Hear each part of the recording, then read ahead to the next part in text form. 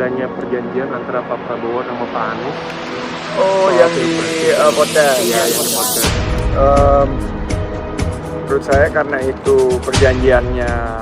Dilansir dari detiknews.com, Selasa tanggal 31 Januari tahun 2023. Perjanjian antara Anies Baswedan dan Ketua Umum Partai Gerindra, Prabowo Subianto, tengah ramai diperbincangkan di halayak publik. Direktur Indo Strategi Research and Consulting, Arif Nurul Imam menilai, perjanjian itu pasti menjadi dilema bagi Anies, yang diusung Partai Nasdem pada kontestasi politik 2024.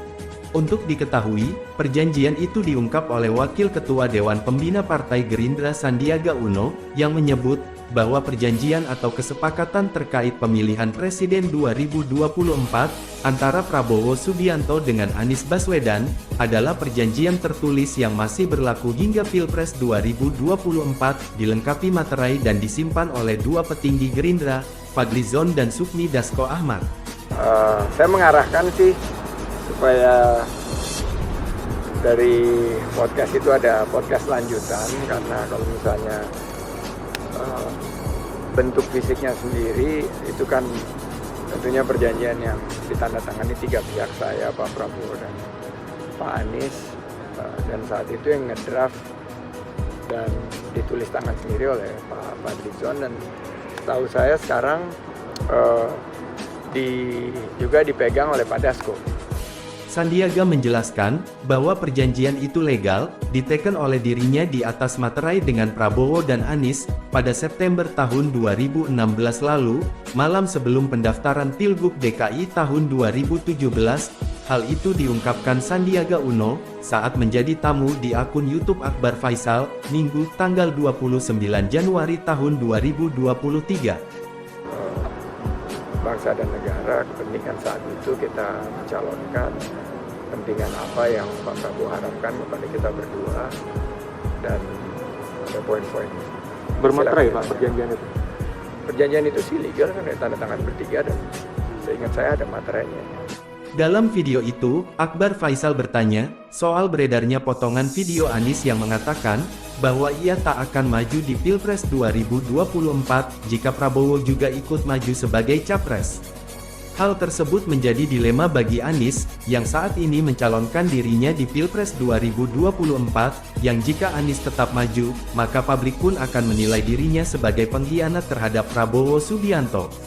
Terkait Prabowo Subianto, yang juga maju pada kontestasi politik 2024 mendatang, tentunya sudah ada dua bakal capres yang memiliki parpol pendukung.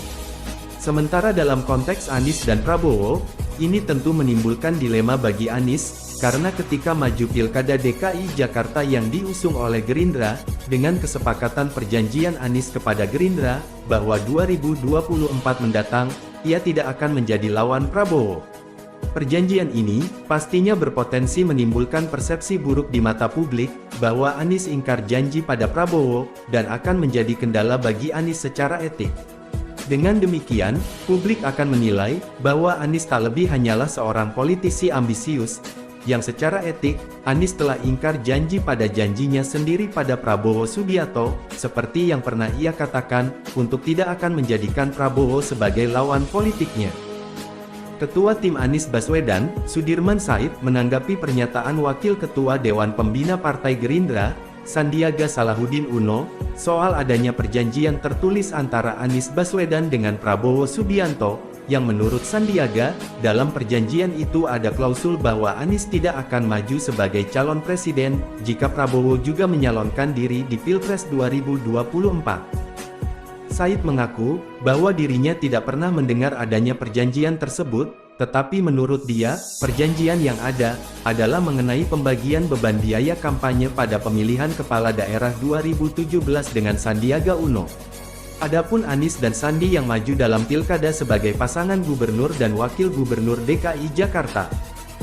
Sandiaga Uno mengaku, hingga saat ini ia masih komitmen menjalankan perjanjian yang dulu ia tanda tangani bersama Prabowo Subianto dan Anies Baswedan, walaupun ia juga mempertanyakan komitmen yang lain. Kendati demikian, Sandiaga enggan mengungkapkan isi perjanjian tersebut, dan menurutnya, akan lebih etis jika isi perjanjian tersebut disampaikan oleh orang-orang yang memiliki salinannya.